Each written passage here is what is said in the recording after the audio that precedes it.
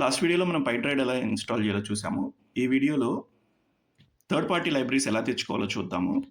దానికంటే ముందు నేను ఒక కీబోర్డ్ కనెక్ట్ చేస్తున్నాను. సో మీరు కీబోర్డ్ కనెక్ట్ చేసినట్లయితే ఇంకా ఈజీగా దీన్ని యూజ్ చేసుకోవచ్చు, లేదా కీబోర్డ్ కనెక్ట్ చేసుకోకుండా కూడా యూజ్ చేసుకోవచ్చు. ఫర్ ఎగ్జాంపుల్ నంపై పాండాస్ లాంటి థర్డ్ పార్టీ లైబ్రరీస్ కావాలన్నప్పుడు మీరు పిప్కి వెళ్ళి పిప్లో ఆ లైబ్రరీ కోసం సెర్చ్ చేయొచ్చు.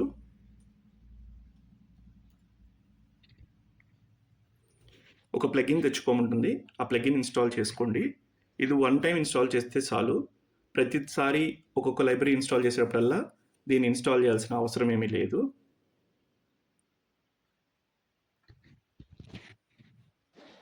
ఇన్స్టాల్ అవుతుంది. ఒకసారి ఇన్స్టాల్ అయిపోయిన తర్వాత పైడ్రాయిడ్కి వెళ్ళండి. ఇక్కడ మీ లైబ్రరీని ఇన్స్టాల్ చేయండి. సో అది నంపైని ఇన్స్టాల్ చేసేసింది. ఇప్పుడు మీరు ఇక్కడ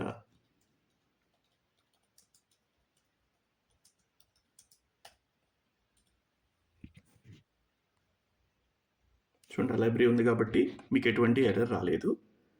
ఇలా మీరు థర్డ్ పార్టీ లైబ్రరీస్ కూడా ఇన్స్టాల్ చేయొచ్చు. I hope you enjoyed the video. Subscribe us for more videos. Thank you.